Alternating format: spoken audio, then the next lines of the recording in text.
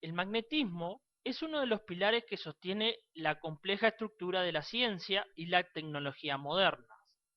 Es una de las teorías que explican el funcionamiento de muchos aparatos e instrumentos como las brújulas, televisores, etc.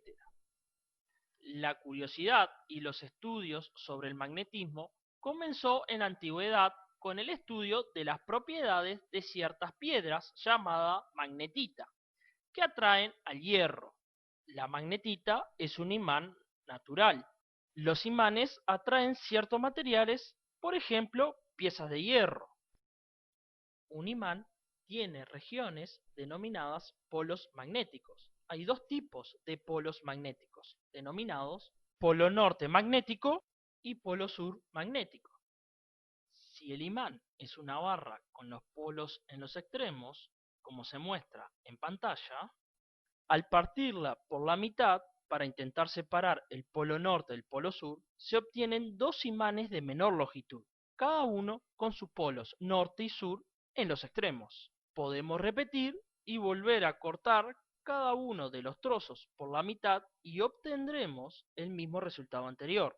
No importa la cantidad de veces que se intente, siempre tendremos un imán con dos polos.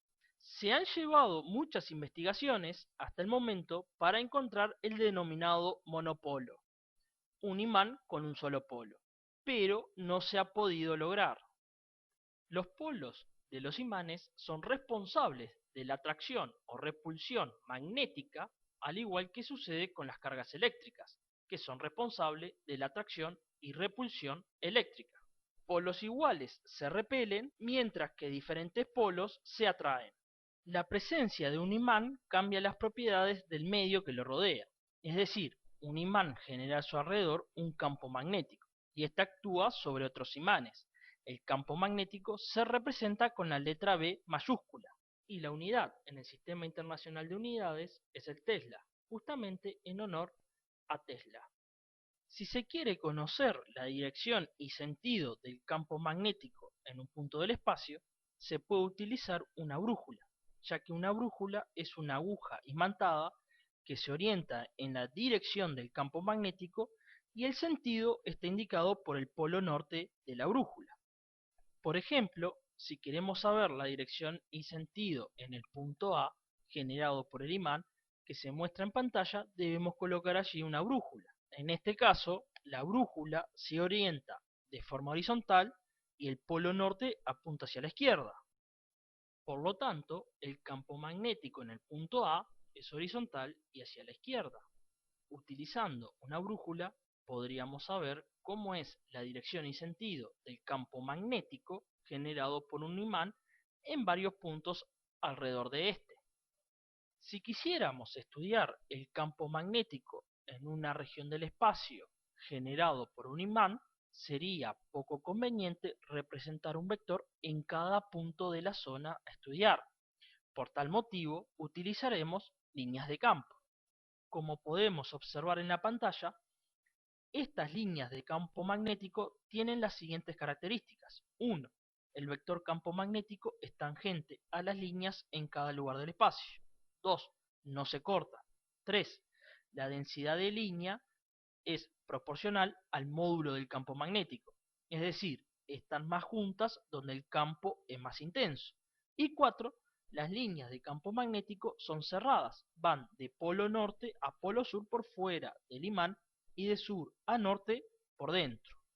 De la misma manera que fue necesario introducir el concepto de flujo de campo eléctrico para comprender la ley de Gauss para el campo eléctrico, debemos extrapolar el concepto de flujo al campo magnético para introducir la ley de Gauss para el campo magnético.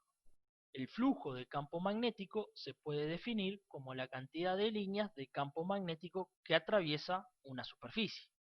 Formalmente definimos el flujo de un campo magnético como el producto escalar entre el campo magnético y la superficie. Si el campo magnético que atraviesa una superficie plana y regular es uniforme, podríamos utilizar la ecuación que aparece en pantalla, siendo B el módulo del campo magnético, S el área de la superficie y θ el ángulo que forma el campo magnético con el vector superficie. La unidad del flujo campo magnético en el Sistema Internacional de Unidades es el Weber, que resulta de la combinación del producto de Tesla por metro al cuadrado.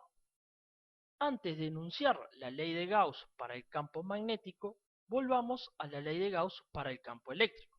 La ley del campo eléctrico describe la relación entre el flujo de campo eléctrico neto que atraviesa una superficie cerrada y la carga neta encerrada en dicha superficie.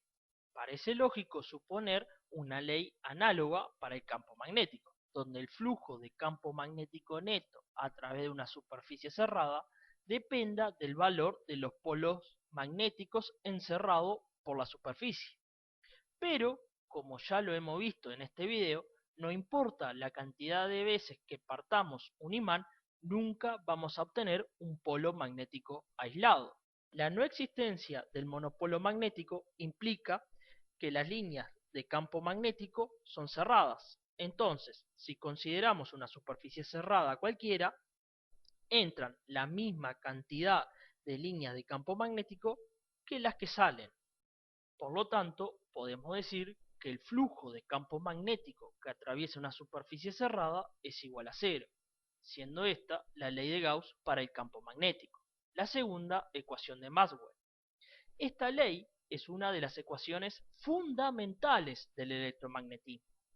Con la ley de Gauss para el campo magnético podemos observar la gran diferencia que existe entre la electricidad y el magnetismo.